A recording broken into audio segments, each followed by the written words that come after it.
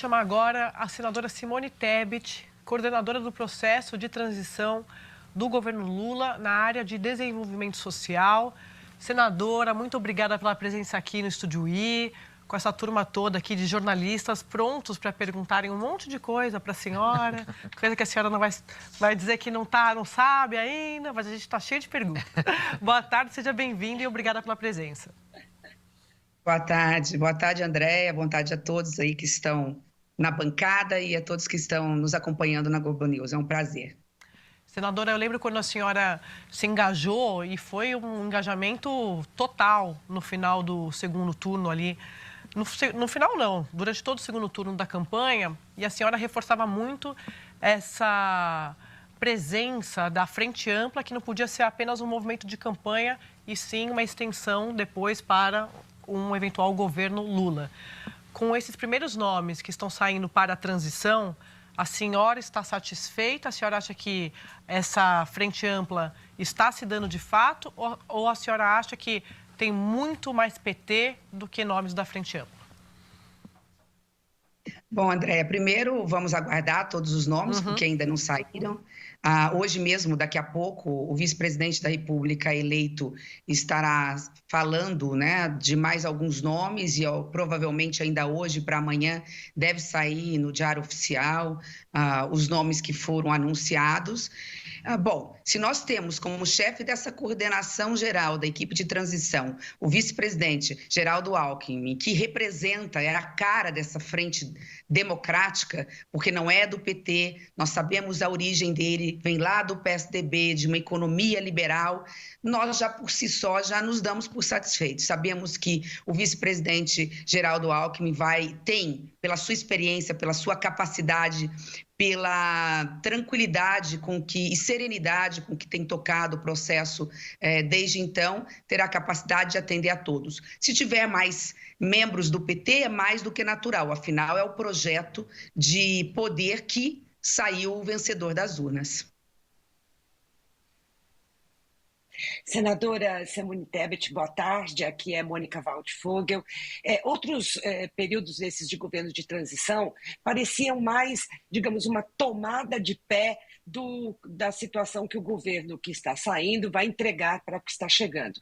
Esse governo de transição, pela diversidade de visões e de convites que foram feitos a partidos e a pessoas de visões diferentes, inclusive e particularmente na economia, parece mais um período de elaboração, aí sim, do programa de governo. A senhora diria que vai sair um programa de governo agora, do governo de transição, ou o foco vai ser buscar as informações do governo que sai? É uma pergunta interessante, Mônica, e você, sempre perspicaz, tem toda a razão. Eu acredito que essa é uma equipe de transição diferente, mas não por culpa do presidente eleito. Na grande realidade, primeiro nós temos que ter o diagnóstico. Nós não sabemos como estão as políticas públicas dentro das suas respectivas pastas. Eu falo, por exemplo, da pasta que me incumbe, que fiquei, de uma certa forma, com um certo guarda-chuva, que é o desenvolvimento social, mas, obviamente, mais focado no Ministério da Cidadania. Nós sabemos que, lamentavelmente, houve um desmonte de políticas públicas que envolvam assistência social no Brasil.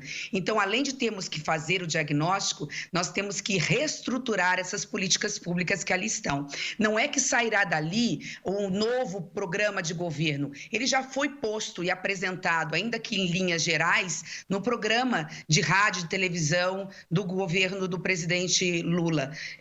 Tanto é verdade que, de alguma forma, nessa pasta, pelo menos, nós temos uma grande sinergia. Por isso que pedi para o vice-presidente Geraldo Alckmin que pudesse estar na pasta de desenvolvimento social e não em outra, porque eu tenho certas divergências, obviamente, na pauta econômica, vocês sabem, da minha linha mais liberal. Fiz questão de ir para uma pauta onde eu tenha sinergia e identidade. E sei também da necessidade de ampliarmos essa frente e termos o maior número possível de pessoas experientes nessa pauta, que é o coração que será o coração deste governo, porque não será fácil recompor essas políticas públicas. Nós estamos falando aí, eu vi agora há pouco o Vinícius falando dos R$600. A questão não é só financeira, não é só de onde sairá o recurso, se ele estará fora do teto, dentro do teto, ou se temporariamente fora do teto. Isso é muito importante, é óbvio, mas nós temos que entregar uma política pública eficiente de renda básica permanente para o Brasil.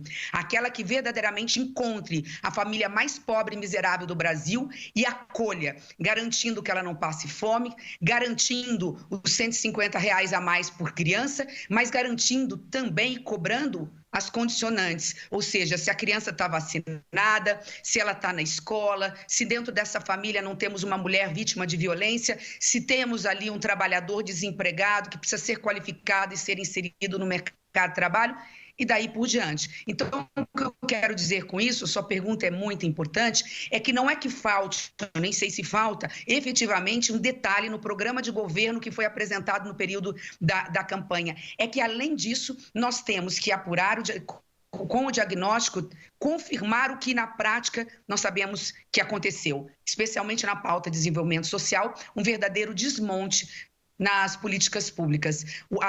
Recompor o CadÚnico é fundamental. O que aconteceu nesse governo? Ele puxou para si o cadastro. Nós devemos ter duplicidade de famílias ganhando 2, 3 vezes, pode acontecer isso, né? E ter famílias que são consideradas na mais absoluta miséria que não estão recebendo. Por quê? Porque tiraram dos verdadeiros, eu falo, anjos da guarda, que são os assistentes sociais nos municípios, que têm esse papel, a tarefa e a atribuição que sempre fizeram e fizeram bem, de ir dentro das casas, através dos SUAS, através dos municípios, investigar e colher as informações dessas famílias. Boa tarde, senadora. Agora é Arthur da PF perguntando aqui do Estúdio do Rio. Muito obrigado por estar conosco. Queria saber a sua visão desse guarda-chuva de desenvolvimento social, né? É um termo que abarca muita coisa. A senhora mesmo ainda há pouco usou a palavra sinergia, mencionou a questão de cobertura vacinal, escola, etc. Então, tem várias ligações, um entroncamento de várias pastas. Então, gostaria de saber qual é o trabalho a ser desenvolvido nesse menos de 2 meses que sobram, até a posse do governo em 1º de janeiro, diante desse quadro que a senhora mesmo descreveu de política arrasada em tanto desses pontos. Então, eu acho que é por isso que o vice-presidente Geraldo Alckmin dividiu as tarefas em tantos núcleos, né? Nós temos ali o núcleo da mulher, o núcleo da assistência social, o núcleo da igualdade racial, o núcleo dos povos originários, da saúde, da educação, obviamente, esse sem dúvida nenhuma, para que cada um possa trazer o mais rápido possível esse diagnóstico, e nós vamos estar, todos nós, como eu disse, nessa sinergia, trabalhando, porque nós estamos falando de atribuições e tarefas multidisciplinares. Eu tenho a impressão que o trabalho vai se dar com a maior rapidez possível, mas com muita responsabilidade. Ali será, espero eu, né, que uma grande família trabalhando a favor do Brasil. Talvez por isso que, de forma inteligente, o presidente Lula tenha dito que quem está dentro desses núcleos, ou aqueles que estarão compondo a equipe de transição, não contem com a perspectiva de estar em algum ministério, ou podem até estar em algum ministério, mas não no ministério que foram respectivo em relação ao trabalho da equipe de transição. Eu acho que é justamente para isso, não causar nenhum ruído antes da hora. Eu estou bastante animada, só estou aguardando, estou com pressa, porque o Brasil tem pressa, fiquei com a responsabilidade, talvez, da pasta mais importante que trata da fome no Brasil. Nada é mais importante que isso. Eu aceitei ir para essa equipe de transição exatamente porque, nesse ponto, eu tenho total coincidência de pensamento em relação ao presidente Lula. Não é possível, é inadmissível que um país que alimenta 800 milhões de pessoas no planeta Terra deixe uma única criança dormindo com fome. Isso eu disse constantemente, essa é a prioridade absoluta. Pode faltar dinheiro para tudo, só não pode faltar dinheiro para alimentar a população brasileira, obviamente que com condicionantes, obviamente, com uma porta de saída, que significa qualificar essa família, colocar esse jovem dentro da escola, para que a médio prazo eles possam ser verdadeiros cidadãos. E aí acho que esse termo precisa ser resgatado, o Ministério da Cidadania precisa resgatar essa palavra, né? Cidadania, cidadão. Ulisses Guimarães tem uma frase que eu não me esqueço nunca, né? Só é cidadão quem mora, só é cidadão quem sabe o ABC, só é cidadão quem tem lazer nos finais de semana, é óbvio, mas tem trabalho e renda. Porque todos os direitos sociais, o direito ao lazer, o direito ao vestuário, o direito à alimentação, ele deriva de um direito primordial, que é o direito ao trabalho. E o Ministério da Cidadania, eu não tenho dúvida, terá essa grande missão, além da transferência de renda permanente básica, além de todos os programas que vão até na questão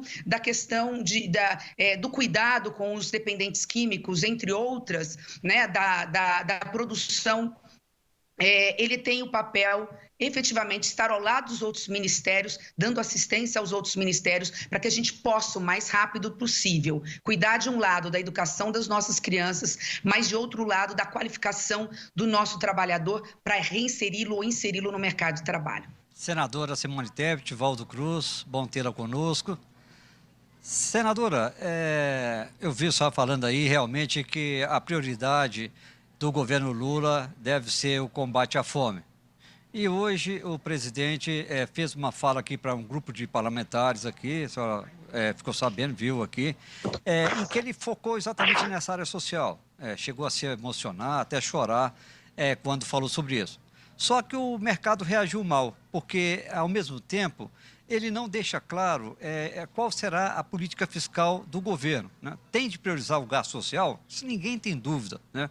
O Brasil tem que resgatar essa dívida com a população em situação de vulnerabilidade, e essa foi uma preocupação da senhora durante toda a sua campanha à presidência da República.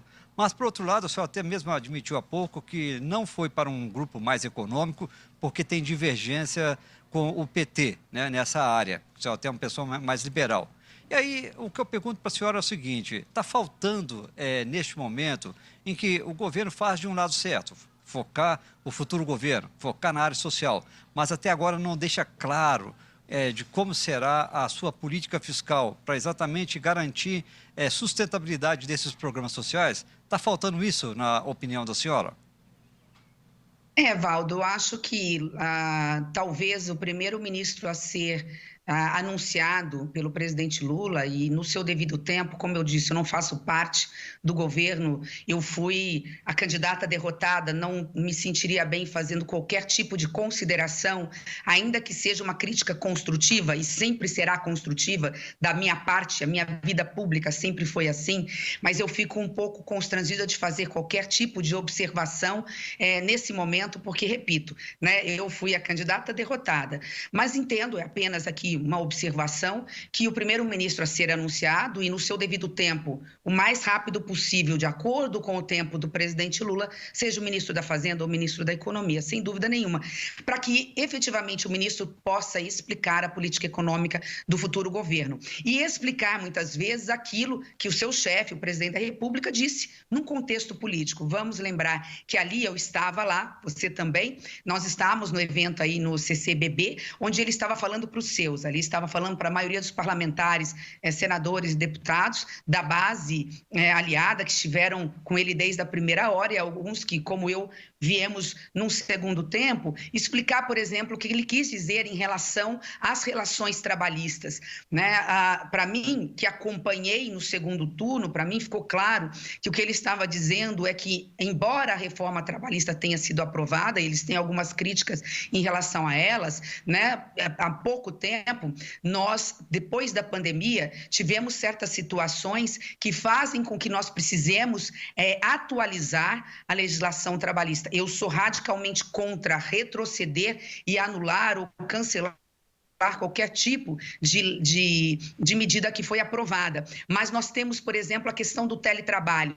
O teletrabalho que veio com a reforma trabalhista, ele já está insuficiente depois de uma pandemia que fez agora a sociedade brasileira perceber que algumas atividades podem ainda ter uma extensão desse teletrabalho em alguns momentos e assim por diante. Então, eu acho que eu estou dando esse exemplo para não entrar na pauta econômica, estou fazendo questão de não entrar na pauta econômica, porque vocês sabem do meu compromisso com a responsabilidade fiscal, para dizer apenas que é preciso, sim, um ministro da Economia para poder explicar um discurso político de um presidente da República, de um governador, né, de Estado, enfim, de uma autoridade pública, para evitar exatamente esse ruído. Senadora, boa tarde. Aqui é André Trigueiro. Na opinião da senhora, qual deveria ser a relação do seu partido, o MDB, com este governo eleito? Por exemplo, objetivando a senhora sendo efetivada como ministra, seria algo que consolidaria a participação do partido no governo, ou a senhora acha que deveria ser uma escolha a partir de uma cota pessoal do presidente? Qual a opinião da senhora sobre isso? Bom, André, obrigada pela pergunta, porque isso me permite remontar ao tempo do dia em que saiu o resultado do primeiro turno, em que eu imediatamente, por ver que 3 governadores de estado, dos 3 estados mais populosos do Brasil, iriam declarar apoio à candidatura, à reeleição do presidente Bolsonaro, que eu precisava fazer um gesto para que nós pudéssemos minimamente garantir, né, que o eleitor de centro-direita ou direita pudessem refletir em relação ao voto e não tivessem medo de votar no presidente Lula. Então, naquele momento eu fiz um gesto e disse para o meu partido: vocês têm 48 horas para decidir. É óbvio, mas eu já tomei a minha decisão. Eu só vou aguardar vocês apenas num gesto, obviamente, de fidelidade partidária, mas eu tenho a minha posição independente.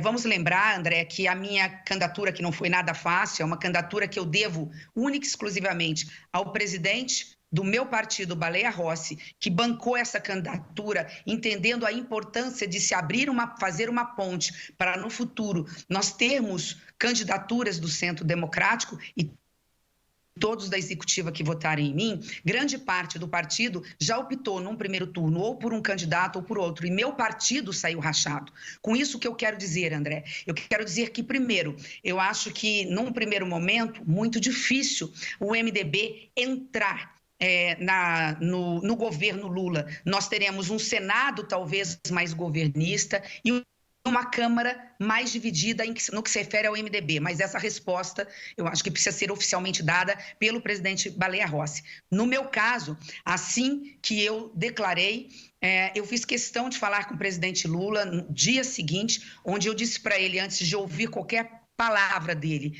eu quero dizer, presidente, que meu manifesto está pronto, eu vou declarar apoio, eu vou declarar voto. A única coisa que eu peço para entrar no palanque é que pelo menos as pautas essenciais, prioritárias para mim, que são 5, elas possam ser incorporadas ao seu programa de governo. E assim foi feito, entre eles coisas simples, como igualdade salarial entre homens e mulheres, ministério paritário, mais paritário possível, não igualdade, mas que tenhamos mais mulheres, pretos, pessoas com deficiência.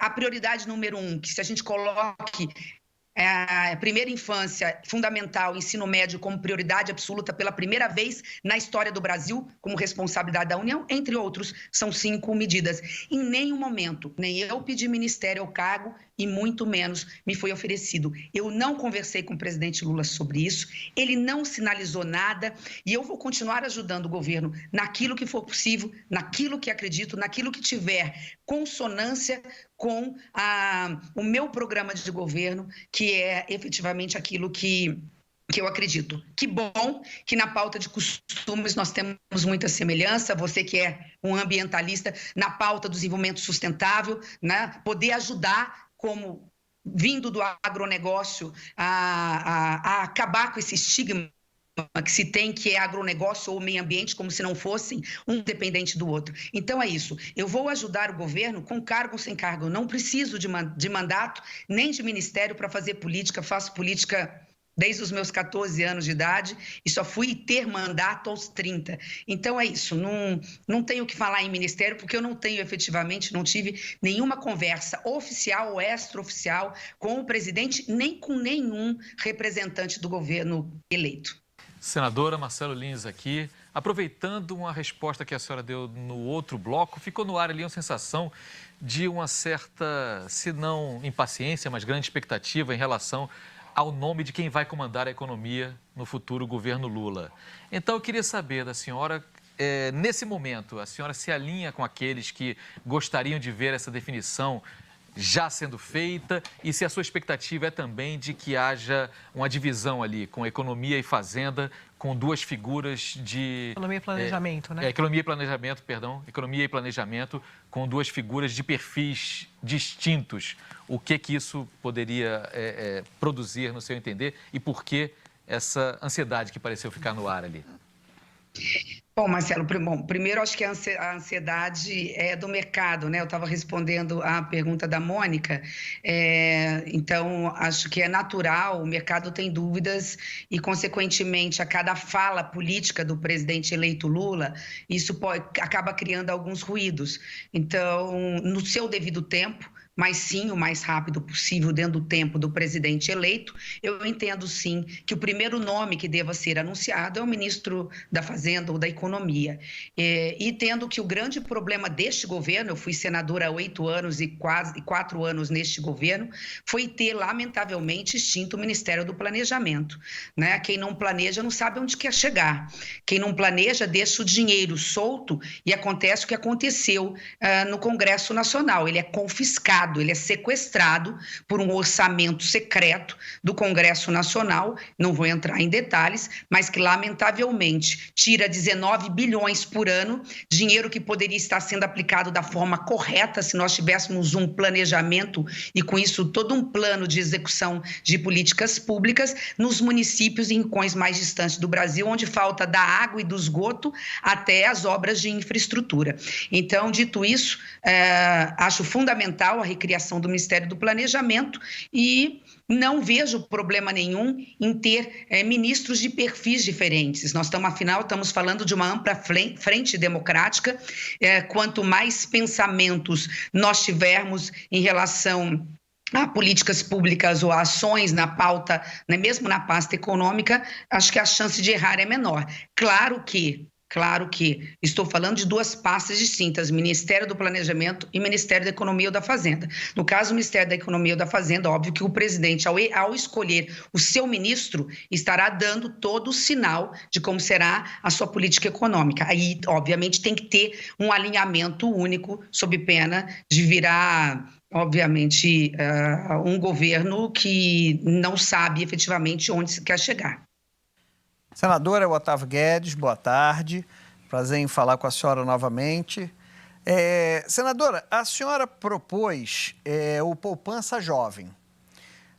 O Poupança Jovem, se eu não me engano, foi criado no governo tucano de Minas e o governo do PT parou com essa Poupança Jovem, quando assumiu lá em Minas. Mas a minha pergunta é o seguinte, se essa poupança jovem tem condições de ser um programa nacional, se isso não deveria estar no Ministério da Educação e não no Ministério do Desenvolvimento Social, e qual a previsão de implementação dessa poupança jovem? Sim, o Poupança Jovem tem condições de ser um programa nacional, tem que ser um programa nacional, senão não daria certo, você teria governadores que concordariam e outros não. Nós temos que tratar a questão da educação como prioridade nacional, como eu disse, pelo menos a educação infantil, a educação fundamental, como primeira vez na história do Brasil, e é fundamental que aconteça. Nós temos recursos para isso, Otávio, e vou mais longe, tá? Eu vou dar um exemplo muito simples. Nós estamos falando de R$5.000 para cada jovem que se informe no ensino médio. Se nós considerarmos as matrículas que nós temos agora e o número de formandos que nós temos agora, e se nós já tivéssemos esse programa há pelo menos 3 anos, porque a cada ano você vai depositando e ele só saca no 3º ano, nós teríamos um custo orçamentário de 6 bilhões por ano. Só que vamos lá, como ele é depositado ano a ano, se eu conseguisse implementar já o ano que vem, se eu for implementar já o ano que vem, eu não preciso de 6 bi, porque eu vou pagar 1/3 desse valor, porque eu vou pagar um ano, que é o terceiro ano do ensino médio desse jovem. Então, eu estou falando de 2 bilhões de reais. Não é nada comparado aos 19 bilhões do orçamento secreto, quando nós estamos falando do futuro do Brasil. Por que tem que ser um programa nacional e tem que estar, você me fez a pergunta também, no Ministério da Educação? Nós temos não só o Fundeb, como temos dotação orçamentária lá, mas nós estamos falando de educação e não de assistência social. Então, ele tem que, repetindo, estar no Ministério da Educação. Ele tem que ser um programa nacional e, sim, há recursos, porque é um valor muito pequeno comparado ao tamanho do orçamento brasileiro. Governar e administrar significa escolher prioridades. A prioridade deste governo, e é por isso que, embora eu tenha divergências na pauta econômica, eu estou colaborando, a prioridade nesse governo é a mesma prioridade que eu tenho, é o social. E aí entra um pouco na questão lá que a Mônica me fez ao encerrar essa pergunta que você me fez. Só se justifica falar em responsabilidade fiscal como um meio de se alcançar o fim, que é responsabilidade, que é o social, que é o fazer, é o colocar as pessoas em primeiro lugar. E sim, nós precisamos nos preocupar com o fiscal, porque se nós não nos preocuparmos com os gastos públicos, nós estamos falando da volta da inflação. E aqui eu vou repetir a fala do presidente Lula. Não tem imposto mais perverso para os mais pobres e para o trabalhador brasileiro do que a inflação, porque não tem dinheiro do Auxílio Brasil, da renda básica, que suporte, né, o preço da inflação da maquininha rodando todos os dias, subindo o preço do arroz e do feijão no supermercado.